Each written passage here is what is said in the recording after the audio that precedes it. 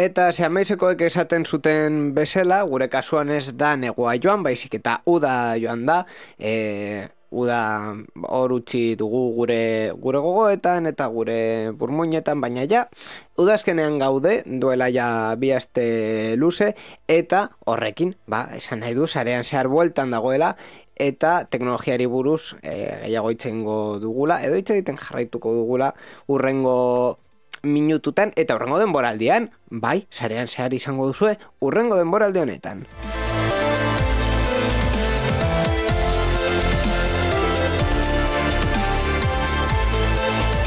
Eta beti bezala gaurko saioan egingo duguna izango da teknologiari buruz hitz egin, baina bereziki udan zehar gertatu diren gauza batzuei buruz, ez guztiak, ze uda nahiko luzea izan da, eta gainera gu oporrak nahiko luze hartzen ditugu baita, baina bai hitz egingo dugula gauza konkretu batzuei buruz, adibidez, Apple bere aurkezpena egin zuela irailaren hasieran beti bezala, baina baita ere, Espainiako estatua izango dugu hemendik, Komediaren Klubarekin, eta gure sintoniak, ohiko gauzak, agendaren atala ere, sorpresatxo batekin, eta, teknologiaren munduan dagoen gauzatxo batzuk komentatuko ditugu nahi baduzue, gera alzaitezte, gurekin, hemen, sintonia honetan, sarean zeharen, gonbidatuta zaudetelako.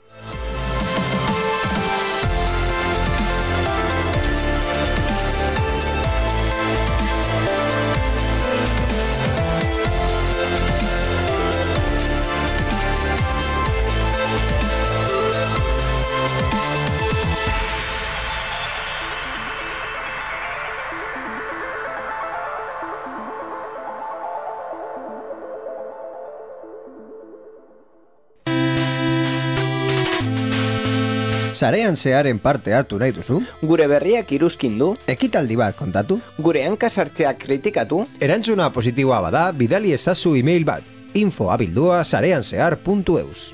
Gure WhatsAppa 688-688-00-bederatzi da. Telegram ere daukagu, 688-688-00-bederatzi. Gure Twitter eta Facebookeko profiletan idatzi dezakezu ere. Eta ez ahaztu gure asteko agenda. Informazio guztia sareanzehar.eus webgunean. Zuen mezuak itxaroten ari ditugu. Bai? Bai.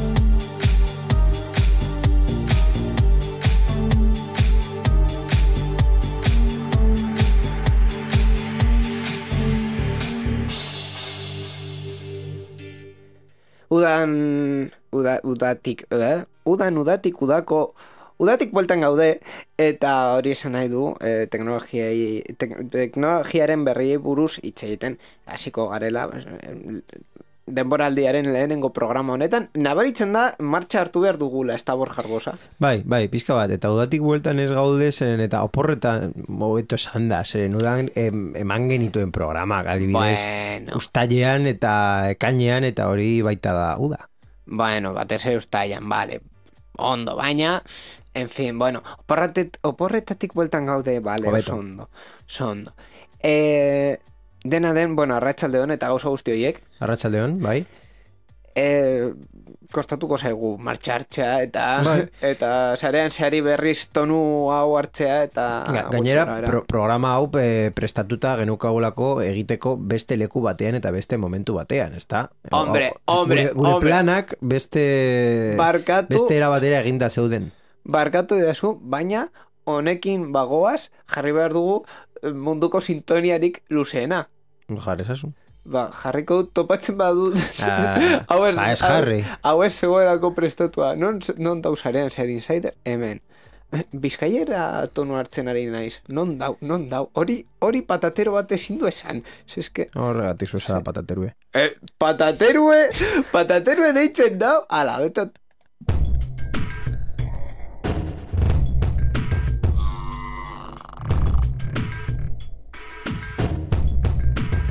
Sarean zehar insider. Por cierto, pikutara bidali duzu nire agendaren atala. Se komentatu nahi nuen, justu hau zergatik gertatu den baina hori egutegi oso aldaketa. garrantzitsua da, ezin duzu utzi programaren bukara arte. En fin. Esan behar dira gauzak. Bueno, Egia esan behar dugu programa honetan. Besteek ez daukatela nola esan arrautzak esateko. Arrautsak, en fin. Ez dugu egi guztia esango, ezin dugu esan, baina bueno. Dakigun jendea normalean dakien berria. Bueno, bai. Jendea dakien berria bai kontatu dezakegu. Azken bi urteetan egin dugun bezala, sarean zearen denboraldi hau suposatzen zen hasiko zela Araban Kunterren. Hiru urteetan uste da izan dela. Osea, lehenengo Araban Kunterren zen abenduan. Eta ez genuen hasiera egin genuen programa, baina ez genuen hasiera egin. Claro, urriaren 15erako, 13 eta 15erako pentsatuta edo programatuta zegoen Araban Kunterra, orduan gutxo gora bera egiten genuen denboraldiaren hasiera hor. Hor, fizikoki Araban Kunterren, orain arte iradieraren egiten zena, baina, klaro, aurten aldaketak egon dira.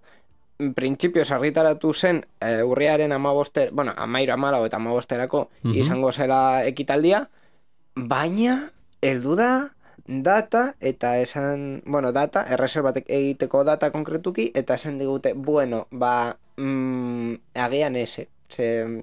Arazotxo batzuk dauzkago eta, bueno, agian egingo dugu abenduan. Eta momentuz erreserbak ja tranquil ez ditugula egingo.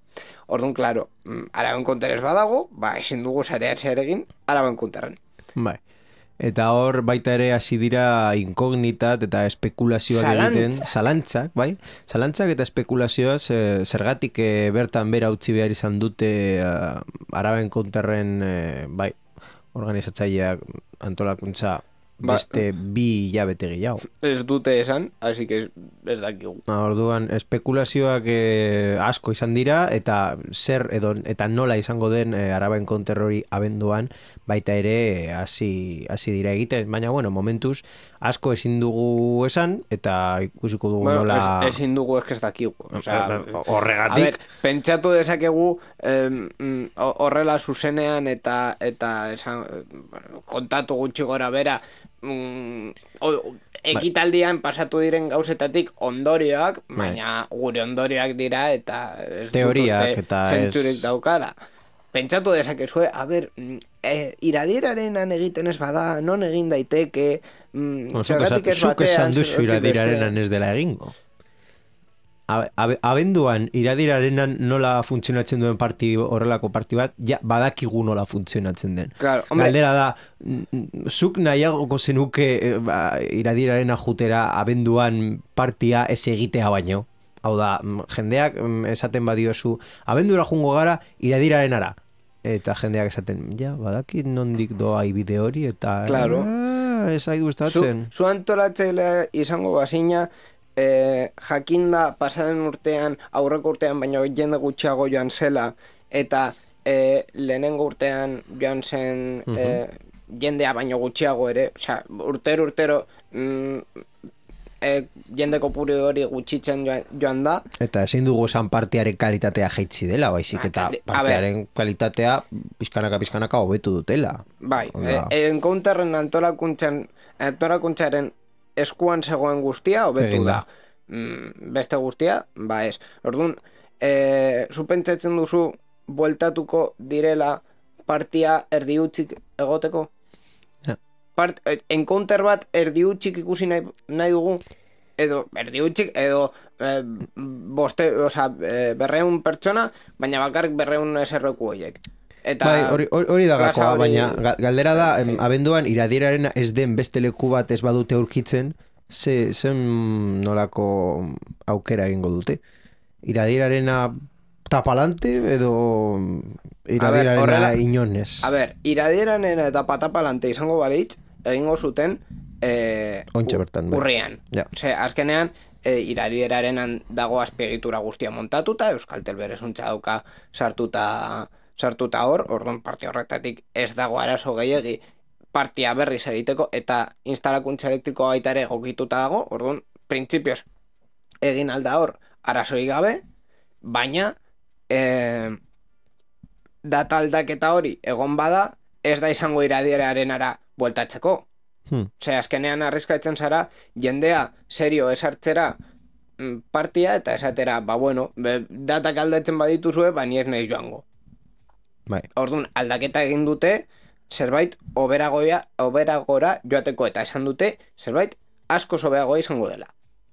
Bueno, ikusiko dugu orduan zer izango den. Eta espekulazioa jarraitu daiteke, Espekulatu dezakegu, baina horrela dago gauza, orduan aldaketa hori egin izan behar dugu, eta berez saio hau Mangamorerekin koinziditzen ari da datetan, asteburu berdinean grabatzen ari dugu, orduan asteburu berdinean emititzen ari da programa hau, igandean entzun aldituzuen lekutan hor dago. Por cierto, esan behar dut, uste dut pasen denboraldian azkenean ez genuen oso argi utzi, berez, sarean zeharen ordutegiak irrati guztitan mantentzen dira, ez ditut guztiak komentatuko, gure webgunean daukazue, eta Santurtzi irratia sartzen da, eta Santurtzi irratiko webgunean eta gurean ere daukazue haien emisio orduak, eta gian beste irratiren bat egongo da, baina momentuz ez dago konfirmatuta, baina lanean gaude horretan. Eta irrati horien ordutegiak onak oraindik ez badira zuentzako, ordutegi ona ez daukatelako zuentzat, edo da lekua justu ez zaudetelako entzuteko, gogoratu baita ere, programa entzungai dagoela gure webgunean, baita ere, YouTubeen batzuetan jartzen dutugula bideoak, eta feed eta horrelako podcast jasotzaietan baita ere jaso dezaketela. Bai, argi dago Kadizen bazaudete, ez dagoela FM irratirik hau emititu nahi duela. Edo agian ez dakigu. Baina momentuz emisio ez daukagu orduan, podcast bidez entzun behar duzue. Eta webguneari buruz hitz egiten, webgunean nahiko aldaketak egin ditugu, itxura nahiko aldatu dugu batez ere, azkenean edukiak... Oso urdina geratu da, oso urdina. Baina edukiak gutxi gora bera berdinak dira, gauza batzuk itxura saldatu ditugu eta leku saldatu ditugu, baina orokorrean itxura berri bat eman diogu betiko webguneari, gauza guztiak hor daude, hor topatu dituzue, ziur zerbait konpondu behar dugula, olako mugimendutan zerbait beti mugitzen da, lekutik kentzen da, eta egu ez dugu ikusten, baina Eta irudi gehiago daude, ez duzue mikrofonoa ikusiko berriro. Bai, astero saiatuko gara, astero egingo duguna da, iruditxo bat eta deskripzio bat jartzea, deskripzioa ja bazegoen zerrenda bezala, baina irudi bat ere lagunduko du pizkat bizualki, ez dakit nola definitu. Aurkitzen programa edo eta aurkitzen zertan doa programa, ez? Bai, eta pizkat amableagoa izateko webgunea eta zuek ere gauzak hobeto topatu alizateko. Aste honetan jarriko dugu Appleen keynote bat, orduan ja imaginatu dezakezu zer buruz hitz egingo dugu oraindik aurrera. Hemendik aurrera.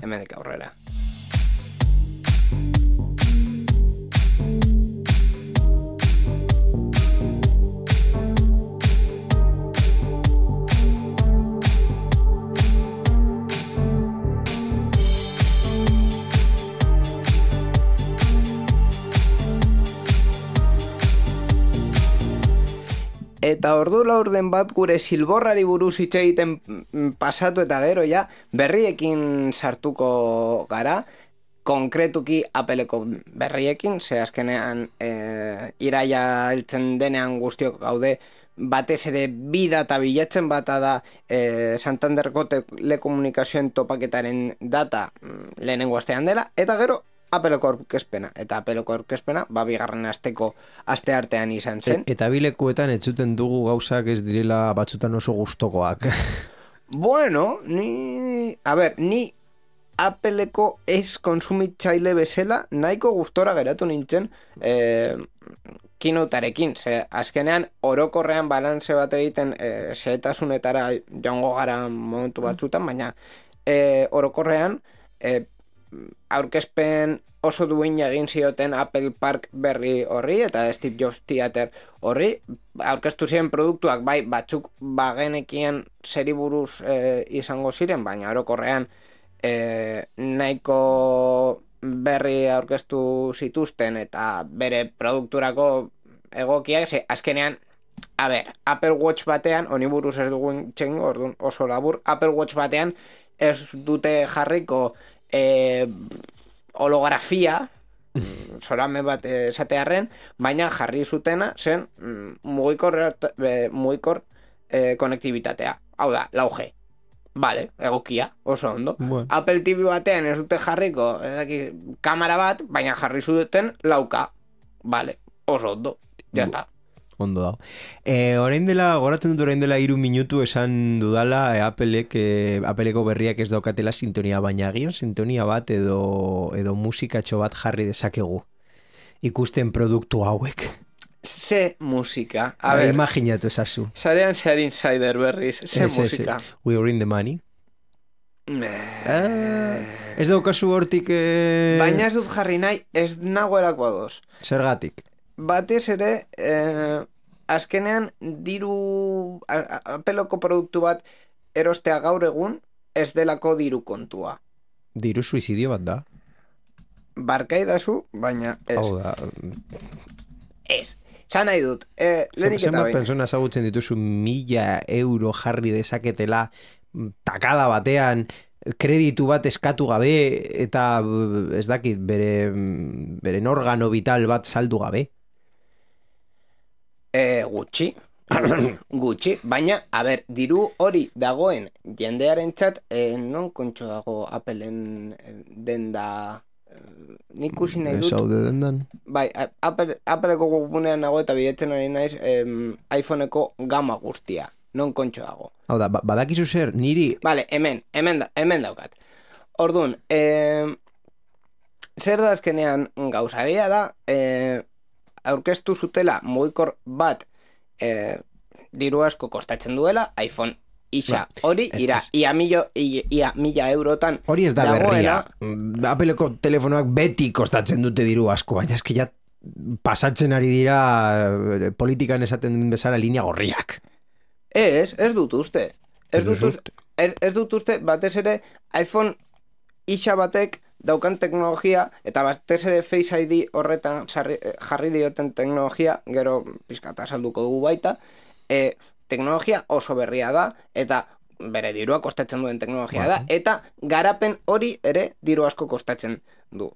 Baita ere kostatzen zuen atzamarra, eta baita ere kostatzen zuen lehenengo iPhonea egitea... Claro, horregatik daukazu gaur egun, adibidez, iPhone SE hori daukala iPhone baten ia guztia Touch ID barne, hor daukazu, merkatuan, 400 euroren truke. iPhone ez oso garesti bat erosi nahi baduzu, 400 euroren truke, daukazu iPhone bat. Vale? Gero, gauza gehiago nahi badituzu, txorrada gehiago, ni ez dakidala iPhone sortzian ze kontxo jarri dioten, bueno, pantalla, kamera bikoitza, iPhone zazpian bezala, eta ez dakizek gauza, erosi nahi baduzu, erosi, gauza berri horiek nahi badituzu, erosi, baina iPhone basiko bat, eta ondo joango den iPhone bat iOS 11arekin egunean bertan eguneratuta eta Appleko esperientzia horrekin daukazu 400 euroren truke. Edo bestela esan zenbat kostatu du zure mugikor berria? 200 euro? 220. 210. Vale. Agian zu ez duzu iPhone hau erosiko, 400 euro ez dituzu gastatuko iPhone batean, baina badago jendea 400 euro gastatu aldituela iPhone batean, eta hau erosi dezake, ez da ingarestia. Gero, badago jendea 1.000 euro gastatu dezakela iPhone batean, eta iPhone isa erosiko duela. Vale, bueno, oso ondo. Sin más. Haiek jakingo dute. Bi anekdota bakarrik. bakarrik. Zuk esan duzuna, lehena. Jende asko esaten redes sozialetan, sare sozialetan, esaten, bai, ze polita, atera dute iPhone berria, orain ja erosiko aldut, orain dela 2 urtetan aurkeztu den iPhonea, zeren ja jeitsiko dute prezioa. Claro, beraientzako Appleen iPhone berria da oso berri ona, zeren eta Appleengo azken iPhonea jeitsiko dute prezioa. Claro, ez dira pentsatu, ez dira pentsatzen ari, hau teknologia berria sartuko dute, ze ona frogatuko dut, barkatu. Orain, erosi halko dut, 2 urte daukan teknologia. Barkatu, oiek dira los pobres de espíritu y de solemnidad, ¿vale? O sea, eta ni talde horretan nago, ni baino bikoitza gastatuko dute. Bikoitza, ez? 400 euro oso gutxi iruditu zai. Bikoitza. Ni baino bikoitza emango dute, diru gehiago emango dute telefono bat erosteko. Bai. Bada, pobres de qué? Bai, pobreak gara, vale, oso ondo, kerrik asko, baina Samsung berdin gertatzen da. Nik ez dut Samsungi esaten onak direna.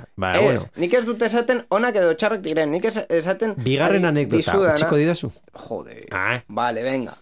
Nik kasualitateak, bizitzako kasualitateak Appleko produktuak dauzkat, konkretuki MacBook Air. Eta MacBook Air izateagatik daukat beren email sistema non heltzen dira Appleko produktuen ofertak, eskaintzak, berriak.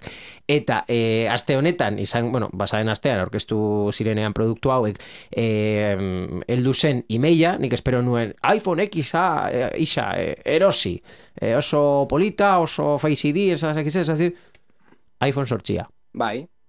Ez dute ez da publizitatea egiten. Esaten dizute ja, ez da begiratu ere iPhone isa, ez sortxia erosi, zertarako. Zertarako, batez ere iPhone isa, uste dut oraindik ez dagoelako salgai. Oraindik ez, baina publizitatea egitea, eta hasi zure top publizitatea.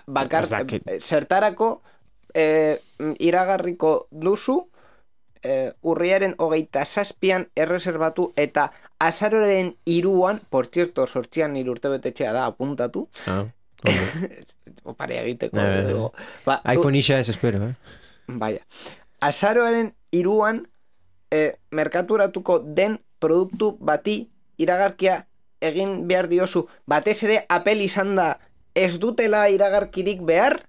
En serio? Zertarako egingo duzu mailin bat esaten iPhone isa erreserbatu hilabete baten barru? Bueno, ezagutu gure telefono berria eta jendea badaki zer den iPhone isa. Albistegietan... Eta orduan zergatik bidatzen didate maila. Teleberrian agertu da. Agian espero dute nik iPhone sortxia ez ikustea iPhone isa ikusi dudalako. Orduan esan, telefono gehiago dauzkagu, egiratu hemen... Bueno, parte batetik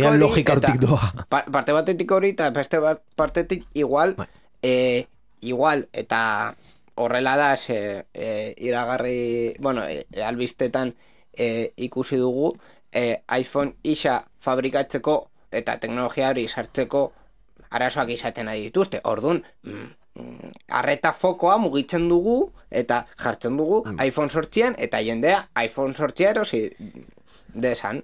Azkenean Appleko munduan horrela ez da funtzionatzen ezin dute fokoa ainerraz mugitu, baina, en fin, horrela zerbait egin behar dute haien fabrikazio arazoak saiesteko, AirPod hoiekin baita ere gertatu zen. Bueno, gertatzen ari da. AirPod batzuk erosteko Apple Store batean eta con cuentagotas, Gure anekdota hauek pizka bat alde batera utzitan, nahi baduzu itxein dugu pizka bat, ze dakarren iPhone isa. Norbaitek 1.000 euro badauzka, gure entzule batek badauzka, zuen gauza da, baina pentsatu dezakegun 1.000 euro gastatu nahi dituzuela iPhone honetan, eta oraindik ez zaudela konbentzituta ze onuragarria den. Zer dakar iPhone isa? A ber, lehenik eta behin, ezaugarriak azaldu baino lehen, aber asko esaten ari naiz, ezakitzegatik, baina ezaugarriak azaldu baino lehen, urartu behar dugu gauza bat. iPhone sortzi eta iPhone isa aurkeztu badute, da, basikoki, Macintosh hogeita bosgarren urte hurrenan aurkeztu zuten Mac bezala, deitzen zela Macintosh hogeita bosgarren urte hurrena. Ez da gaur egun agian erabili nahi dugun telefono bat edo gaur egun gorako egindako telefono bat baizik eta hurrengo urteetan izango denaren aurrerapen bat. Orduan, gauza raroak daude, ulertezinak, baina bueno, hau ohituko gara urte batzuk. Animoiak, adibidez. Bai, baina hasiko gara Face ID-rekin. Face ID. Ze kontxo da Face ID. Basikoki egin duten iPhone honekin da esan, vale, 4 pulgadetako mugikorra hartuz, pantalla kristal guztia izango da. Markoak kentzen dira. Markoak kentzen dira, goitik bera, eskumatik eskerra, pantalla. Vale, hori arazo bat dakar. Ezin duzu Touch ID pantalla batean jarri, teknologia garatzen ari da, baina momentuz hori ez da existitzen. Ezin duzu zure atxamarra pantalla batean jarri eta sistema rekonozitu. Ez dago. Ez da ere hemen eta jartzen dute atxean, Claro. Batzuk esaten dute atxean jarriko dut una puta mierda. Ez doa engaizki, Ez doa engaizki, baina ez da naturala. Bekuren publizitatea egiten, Berdin da, beku edo beste. Bai, Googleko Pixel sistema berdina dauka. Ez da naturala zure mugikorra horrela eskuarekin hartuta izatea eta egitea zure atxamar batekin mugimendu arraro bat detektore batean jartzeko. Hori ez da natural. Naturalagoa da zure pulgarra, ez dakit nola deitzen den pulgar, jartzea beheko partean batez ere zure behatza heltzen delako. Begiratu. Ez da naturala. Bada. Ez. Ni frogatu dut aste honetan, orain dela aste pixka bat, eta daukadala, eta telefono hartzen dudanean, oso erraza da atzamarrori leku justu horretara heltzea. Oso erraza. Ba, nirean ez. Nirean edo... Eta pixka bat zailagoa hartuta... Nirean edo geratzen da gorago edo geratzen da albo batean. Hartzen duzu. Hori izango da baita ere eskuaren tamainaren arabera. Eta hau egitea pixka bat telefonoa handiagoa denean ez da hain erraza. Begiratu, saiatu hemen ona heltzen. Saiatu hemen ona heltzen. Ez. Jarri hemen. Hemen, zer? Hau, hemen, horrela. Bai, horrela. Heitzi pixka bat. Horrela. Heitzi pixka bat, jarri. Ni erraz egiten dut, ez dakit zetagoen hemen ez da bai da. Ni erraz egiten dut. Bai, agian telefonoa pixka eta askatu behar dut, baina ni erraz egiten dut. Hori da, askatu behar duzu. Baina horrela telefonoa askatuta daukat parte batetik, baina helduta daukat behetik. Horrela egin behar badut, koño, se rebala. Baina bueno, hartzen duzu atzamar hauekin. Eta ja, ezin dut hau egin, baina ahal dut hau egin. Horrela telefonoak, pulgarren kontran justu dauden bia txamarrekin ez dut. Posible da, eta ez da batere zaila, nire esperintzen gutxinez ez da batere zaila. Oso raza. Bueno, suposatuko dugu Appleko ingenieroek abokatu bat eta soinu teknikari bat, baino azkarragoak direla, eta horregatik egin dute Face ID-ren zera hori. Nola funtzionatzen du Face ID? Ba, haiek esaten duten bezala forma natural batean zu telefonoari begiratzen diozu eta bera esaten du kontxo, Inigo zeitxusia zaren, kaixo, jazta. Galdera bat, hori ez zeukan ja danik Android ez dakitze bertsioetan baina kamararekin. Bai, kamara erabiltzen. Eta zer erabiltzen du hau? Kamara normal bat eta azpi gorrik kamera bat. Zer egiten du zera hau? Ez ditu gogoratzen izenak justu Apple esaten dituen bezala, baina basikoki iPhonearen goiko parte beltz horretan, guztiok horretu dugun parte beltz horretan dauka proiektore bat, zure aurpegira botatzen dituena puntutxoak, azpigorriak direnak, argi azpigorria da, zuer dituzu ikusten, baina kamerak bai ikusten ditu. Orduan, detektatzen du zure aurpegia, bere orokortasunean, eta hortik patroi matematiko batera bihurtzen du, eta patroi matematiko hori ados badago secure enclave hori zeukanarekin, desblokeatzen du. Eta sistema erabiltzen zuen Androiden horrelako bai, aurpegi... Kamera, zure begiak eta zure aurpegia eta punto. Hau da... Ze onurak dakar Appleko sistema, adibidez, gau ez erabile aldela, adibidez emakume islamiarrentzat, beloa edo aurpegian zerbait eramaten baduzu, edo nola esaten da, buff batekin estalita basoaz, baita rekonozitzen du zure aurpegiaren nahiko parte eta egiten du kalkulo hori, betaurrekoak eraman aldituzu edo ez eraman, horrelako aldaketa guztiak errekonozitzen ditu. Nire galdera da, zertarako zeharasoak ekartzen zituen atzamarra? Atxekaldean jarri behar duzula. Jarri? Ez da sistema ona. Ez jarraitu hortik ez dela sistema ona. Ez dakit zenbat fabrikatzaileak egit dute. Google lehena! Hau da, tuntunak dira? Barkatu, Google 3 aldiz saldu ditu beren mugikorren divisioak eta gero berrerosi eta gero beste fabrikante batekin joan eta gero berrerosi.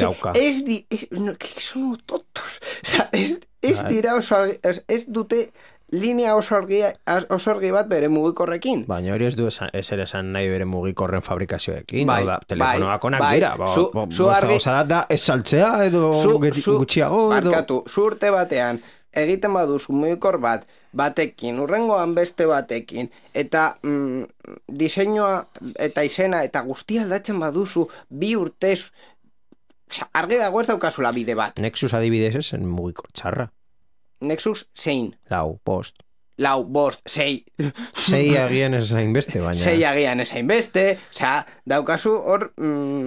Eta pixel mugikorrak agian pixka garestiak, baina, bueno, ez dut ideiarik txarrak dire. Eta bidean Motorola erosi duzu, eta gero saldu, eta gero HTC-rekin... Bueno, baina hori bera gauza ekonomikoak dira, ez du zer ikusirik mugikorren fabrikazioekin. Bai, baina... Hainbat konpainia aukera hori hartu dute, beren nola egiten zuen Samsung beren behatzen rekonozimendua beren telefonoak desblokeatzeko ideiarik ez uste dut baita ere atzeko partean HTC hori egiten zuen Google hori egiten zuen Sony ez dakite egiten duen edo ez, baina gehienezko konpainiek ez dute egin Apple egiten duena, jarri botoi bat beren aurreko partean, baizik eta atzeko partean jarri dute leku bat non zure atzamarra jarri dezakezu. Samsungen kasuan aurrekaldean daukate, bueno. Xiaomi adibidez atzekaldean dauka. Xiaomi, vale. Beste Xiaomi, beste modelo bat aurrekaldean dauka. Xiaomi M5 aurrekaldean dauka. Ez da hain arraroa. Ez da hain arraroa, baina ez da estandar bat ez aurrean. Bueno, ni uste dut erosoagoa dela. Guiko jartzen du aurrekaldean. Bueno. En fin, ez dut uste den diru baten, osea, diru kontua, baizik eta estetika kontua, eta batzuk nahiago dute atxean jartzea, eta ez da eser gertatzen. Bai, gertatzen da deseorosoa dela. Zuretzako, ni frogatu dut, eta nik esan dezaket, ez dago larazorik. Bueno. Frogatu esazu, erosi bat... Kontxo, eske hau ez da normala, ikusten ari naiz, Honor 5 isaren irudi bat, non behatza jartzen du atzeko partean mugikorrera begiratu gabe. Ni horrela ez dut erabiltzen mugikorra. Ez duzu erabiltzen, baina nik egin dizu froga. Nola hartu mugikor bat eta segundu batean trak? Esku hori ez daukazu modu eroso batean jarraita. Bai, beira, ez da erortzen. Hau egiten badut? Esaten dut erosotasuna. Erortzen da? Ez da erortzen. Ezin dut horrela hartu. En fin. Imposible. Bueno, Face ID-ren eztabaida alde batera usten. Zer dago Face ID baino gehiago? Face ID eta gur? Bueno, pantalla nahiko hobetu dute. Bla, bla, bla, bla. Pantalla, eta kamera, eta aplikazioak, eta sistema operatiboa. Eta esaten zenuena txantxa bat zela, baina eta txantxa bat. Face ID hori aprobetxatuta zure aurpegiaren espresioak aprobetxetuta animoji oso polit bat egin dezakezu. Eta zure aurpegia erakutsi mundu guztira. Begiratu nire aurpegia. Hombre, begiratu nire aurpegia. A ber, BHH-tik sartu behar baduzu, ez da raroa aurpegi hori izatea. Zure mugikorran, Zure mugikorran. Ondo karrita. Osea, tio, horrela jarri behar dut eskua nire altxamarra hartzeko. Ez dakizuk, eta ez dakiz egingo duzu ezuk entzulek, baina nik ez dut 1.000 euro jarriko mugikorra hori erosteko. Barkatu baina ez. Badakigu, baina Apple ez da zure osea, ez da zuretzat. Argi dago. Bueno, nik Appleko beste produktu batzuk dauzkat. Eta ez da ezer gertatzen. Baina zu ez dituzu erosi eta ez zenuk erosiko. Ez zenituzke erosiko. Bueno. Hor daukazu erantzuna. Ez da zure, osea, zu ez zara Appleen publikoa, pues ya está. Bueno. Baina, en fin, esatea, Face ID, ideia txar bat dela, ze ez du esertarako ario. Ideia txar bat, baina ez dela inbesterako, ez dut hori esaten. Hombre. Esan duten ez dela inbesterako.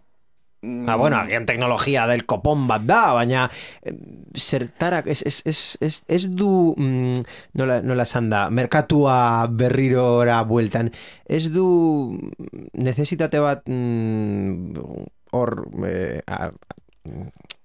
konpontzen. Hau da, produktu esklusibo bat edo produktu potente edo ta... Barkatu, historian zehar ez da egon ez da berrikuntza bat teknologiaren munduan behar bat bete duela apropos. Zan nahi dut. Lehenengo iPhonearekin jendea geratu zen buruan leher egina. Barkatu. Lehenengo mugikor, lehenengo ordenagailua, etxeko ordenagailua, jendea esaten zuen, ez zela esertarako balio. Ez da ordenagailuak izatea, baizik eta ordenagailuak daramatzagula gure eskuetan. Eta, en fin, lehenengo ordenagailuak ez ziren gauza askotarako balio, baina hasiera bat zen. Hau, ziurrenik, hasiera bat izango da etorkizun batean guztiok desblokeatzeko gure telefonoa aurpegiarekin. Imaginatzen ari naiz Applek egindako mugikolarloan berrikuntzak. Lehenengo iPhonea jendea geratu zen da, wow!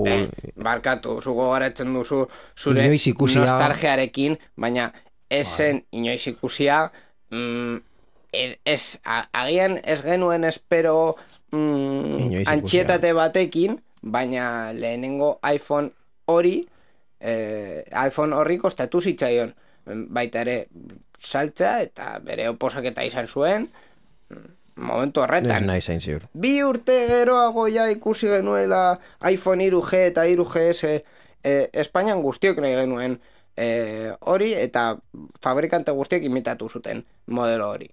Bai. Baina kostatu zitzaion baita. Eta hortik aurrera zer agertu zen berri iPhoneetan, agertu zen atzamarren rekonozimendu digitala, eta atera zen Force Touch hori ID edo ez da zen, presioa egiteko. Eta mugikorren arloan. Eta pantailaren handiagotzea. Eta mugikorren arloan orokorrean, ez gehiago. Eta konexioaren hobekuntzak, 3G eta 4G eta hori guztia. Eta 3G ja existitzen zen 2007an. Orduan, bueno. En fin, Apple ez du merkatu apurtuko horrela bat batean, baina beste guztiek ez da.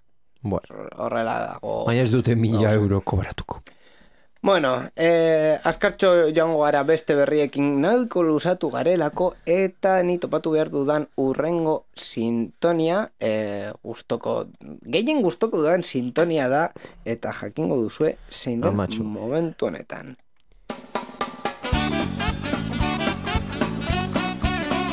Komediaren kluba! Oh yeah! Gaur, Santander eta buruko mina.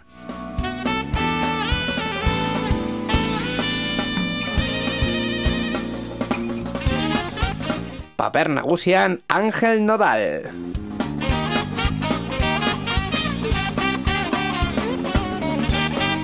Oh yeah, ze polita. Deitu diet Santander eta buruko mina batez ere tipo hauek Santander Santanderren oin bat jartzen duten momentutik aurrera, badirudi, ez daki zer ematen saiola, izango da itxasoko gura edo ez daki zer, baina burua galtzen dute, eta niri buruko mina zorra esten didate. Ez dut ulertzen. Orain agertzen da, bueno, orain, pasaren iraiaren lauan agertu zen, esan dut Ángel Nodal, baina zen Álvaro Nodal. Bai, Álvaro Nadal. Bai. Ángel Nodal zen RTV-ko, bale. Bai. Nahaztuko ditut biak. Bi gauzak neuzkan esateko, lehena ze intentsitate jartzen diosun atal honi. Oh yeah! Eta bigarrena ja izena oso ondo ja hartuko duzula hemendik aurrera. Bai, hartuko dut... Gogoratuko duzu ja oso ondo, ez? Bai, kontxo, denboraldiari bere pil hartu behar dio dala. Nadal, tenis jokalari bezala. Nadal. Bueno, Álvaro Nadal esan duena, ez dut txorrada egingo berriz markatu. Egiten dut ni. Álvaro Nadal esan duena izan da, basikoki, Espainian ez dagoela presarik 5G hartzeko, zertarako, ez da behar 4Garekin, eski ja 4Ga ez dago leku guztitan, orduan 4Garekin, egon behar dugula, horrela bere intentsitatea jartzen desplegei eta horrelakoak. Orduan, lasaitasunekin hartuko dutela 5Garen asunto hau, eta bueno, ez dagoela presarik. Literalki esan dute ez dagoela datarik implantatzeko, hau da, jartzeko belaunaldi berri hau, momentuz ez daukagu presarik. Ni gogoratu nahi diot Álvaro Nadal tipo honi,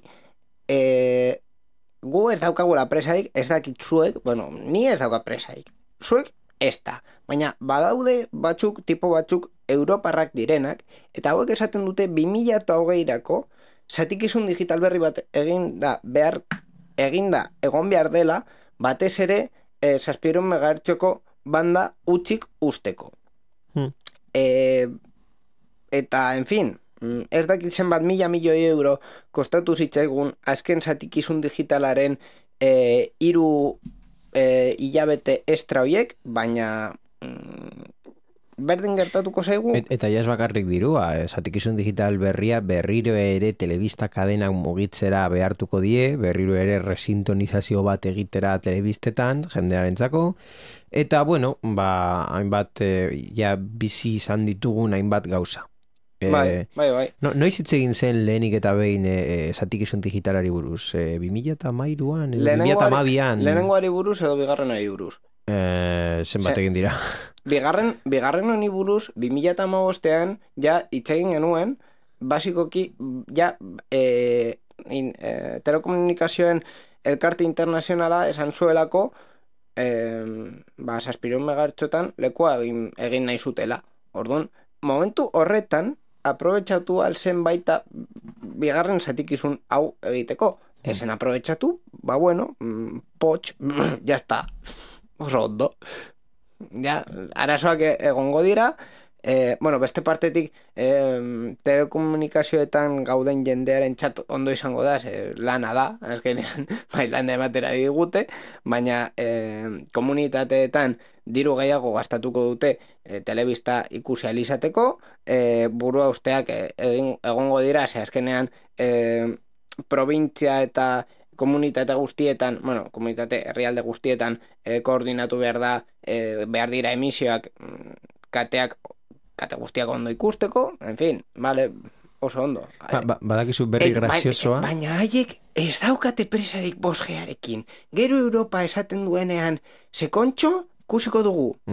Bueno, hori ja ez da gertatuko bere legislaturan, zergatik sartuko dira hor. Baina beste legislaturan bai. Baina hori da, hori agian ez da izango Álvaro Nadalen marroia. Noiz tokatzen da gobernu aldaketa? 2020an? Kontxo, hauteskundeak egin ziren abenduan. Hori ziren zen lehenengoak. Bueno, bigarrenak. Bigarrenak izan ziren kontatuko ditugu la urte bigarrenak ekainean. 2016ko ekainean. 2016ko ekainean. 2008ko hasieran egin beharko dira berriak. Bai, hasieran ez.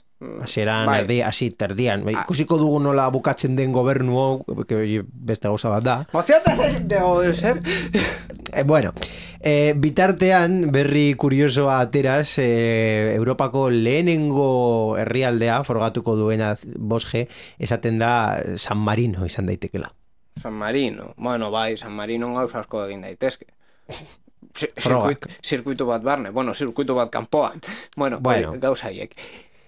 Eta hori ja, hor bukatzen da komediaren kluba. Bai, bukatu zaigu komediaren kluba, bukatu zaigu guztia. Beste sintonia bat jarriko dugu saioa bukatu aurretik. Erabaki dut, momentu honetan ja jendaren atalaz dugula dingo. Badakizu zergatik, sintoniak eretzen zaizkigulako, eta hemendik izan behar dut ni maite, baita ere asko maite dugun beste sintonia bat. Bueno, zu asko maite duzu.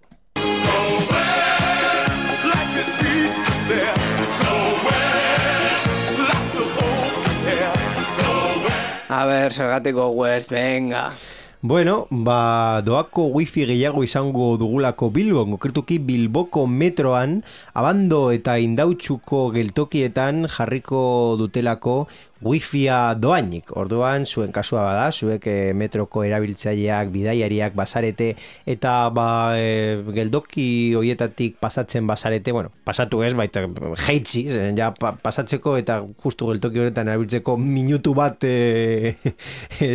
baino gehiago ez duzu izango, baina bi geltoki horietan estrenatuko dute wifia doainik. Eta ja, ez dira lehenak izango, baizik eta beste 10 geltokitan ere badago wifia doain. San Mamesen, Moiuan, Zazpikaleak, Sarriko, Leioan, Areetan, Algortan, Gurutzetan, Sestaon eta Santurtzin.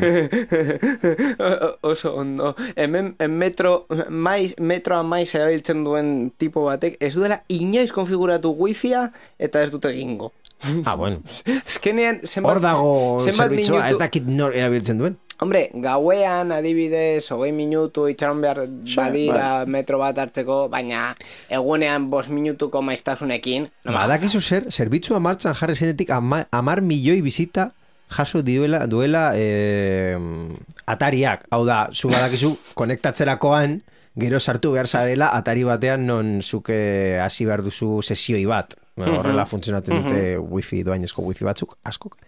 Eta atari horrek 10 milioi bizita jaso ditu. Oso ondo. Eta interneterako 350.000 sarbide izan dira, hilean. Batez beste. Hilean, batez beste. Vale, oso ondo. Bueno, en fin, wifia eta gauza. Bueno, zenbat karakter dituzu zuk Twitterren? 150. Ni baita. Normala, ez? Ez digute 280 karakterek lusatu. Ez da, ni ez dakit. Galdera ez da noiz, da zertarako.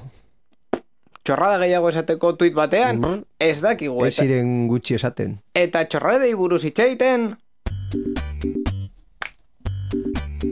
Titulol.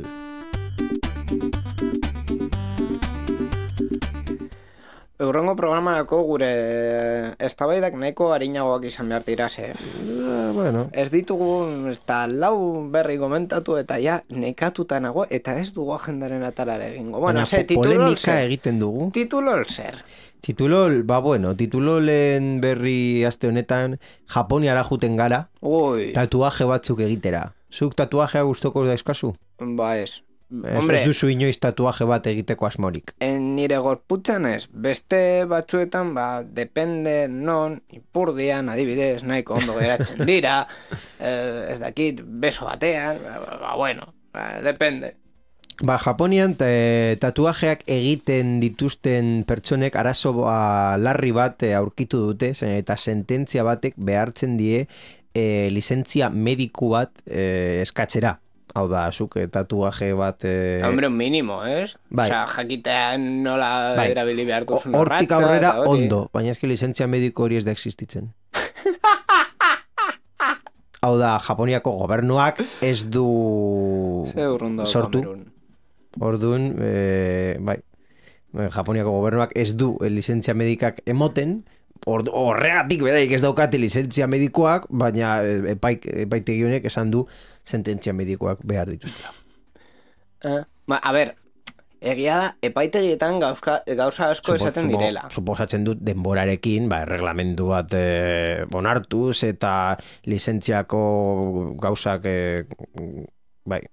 ateraz, baina noski bitartean zer egiten dute.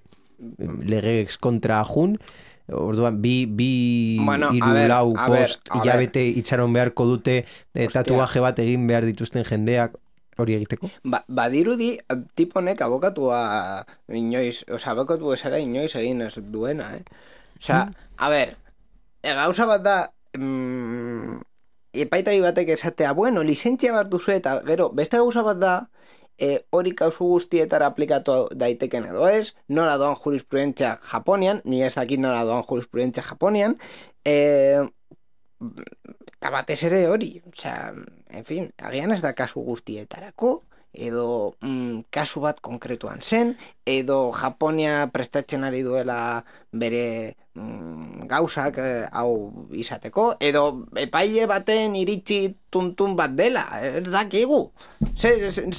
Epaile hori zer da, limoizkoa edo naranjakoa, ze tendentzia dauka? Ez dakit tendentzia, kasu hau hasi zen Osakako iria, Japonian, denuntzia bat jarri zuenean bere tatuadoren kontra. Esan ez, hanik ezin diet utzi tatuajezko enpresak jarri eta jendeari tatuajeak egin ez badaukate lizentzia medikoa. Eta tatuajezko jendea esaten zuen, hau ez da gauza mediko bat, hau da gauza artistiko bat, ez dugu beharrik. Eta kontentzioso hori eramen zen epaitegitaran, eta epaitegitaran esan zen, barkatu, baina lizentzia mediko bat behar duzu. Eta horiek Osaka ez du ematen du Japoniako gobernua. Eta Japoniako gobernua esan zuen, barkatu, zer? Eta ja, bueno, orduan, Japoniara juten basarete ez jun tatuaje bat egitera, zeren agian ez dago aukerarik. En fin, extra bat sartuko dizut titulol honetan, batez ere titulol hau teknologiarekin erlaziorik ez eukalako, baina berri bat sartu duzu gidoian zela krakeatu dutela FIFA mazortziaren DRM babesa hori, FIFA mazortzia bideojokoa, FIFA. Eta Total War Warhammer, baita ere? Total War Warhammer oso ondo, baina FIFA mazortzia. Egun batean baino gutxiago jakeatu dute babesa. Hau gertatzen da bideojoko guztiekin, baina hau bereziki titulolablea da batez ere daukagulako atzean de nuevo software solutions hauek esaten zutela inoiz de la vida ezin zela bere sistema jakeatu, saltatu, kendu, ezer.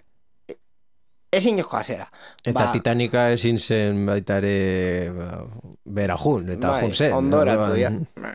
Bueno, horrelakoak esan... Hori ezin da esan. Gero, a ber, sistema aurkeztu eta gero ja bete batxutan esan zuten, bueno, ez dago sistema, biderreun segurua egia dena. Nik sekurtasuna hori buruz asko ez dakit, baina gauza bat badakit. Ezin da esan, segurtasun arloan, biderreun segurua dela ez. Horrela da, eta pasaitzak ez dira seguruak, eta bi pausutako, bi urratzeta... Segurtasun maila handiak egon daitezke, baina seguru, biderreun ez. Joder, eta bi zerradura jarri aldituzu zure atean, baina apurtu aldira. Apurtu aldira, eta alarma ez funtzionatu, eta gauza hauek. En fin, hau da gauza, egun batean, zuntzitu zutela babesa. Eta beste extra bat, ez dela titulolablea, baina bueno, komentatu nahi dut ja denboratxo hau daukagunez. Banda zabala helduko delako Arabako leku guztietara edo hori esaten dute gasteizoi.comen. Araba Euskadiko leku guztietara, baina Gasteizoi justu jartzen du Arabako lekuetan.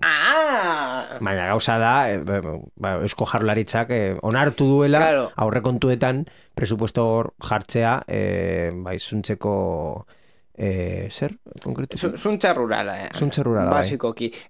Gasteizoien jartzen dute herrien 162 Araban dago. Claro, eta... Herri txikien. Claro, hori gauza bat da, eta beste gauza bat, Amorebietan, Arrigorriagan, Eibar, Ermoa, Tolosan eta horrelako herrietan jende nahiko bizi da. Orduan Euskaltel, minimo bere kablearekin, bere kable gordakoarekin heldu da. Beste guztiak ez dakigu. Bueno, beste guztietan Eibarren Eibarren zen zuntza neutroa zeukaten lekuan ez dugu goratzen, baina bueno, zuntza nik aste honetan entzun dut Oñatin ez dagoela zuntza baitzik eta kableko axiala edo zer kontxo da hori. Oñatin Euskaltel daukate eta jazta, eskeskatu. Bueno, honekin saioa bukatzera joango gara, ja denbora gehiago ez daukagulako.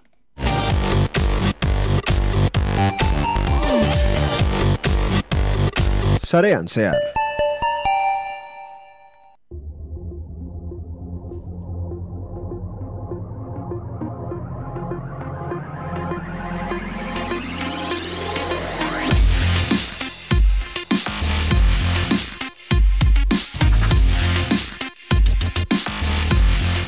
Honen heldura Sarean zehar 231 garren edizio hau. Urrengo astean martxa gehiago emango diogu programari eta berri gehiago komentatuko ditugu beste arlotan, zeia Apeli buruz txapa gehiago eman dugu. Baina, bueno, ni esan nuen programa berezi bat egitea honi buruz, baina Borjak esan zuen, oporretan gaude. Vale, oso ondo. Eskerrik asko Borja gurekin egoteagatik, beti bezala. Eta hurrengo astean, elkar ikusko gara berriz mikrofonen aurrean, Sarean zehar egiteko. Horrela da, orduan entzule guztioi, hurrengo astera arte.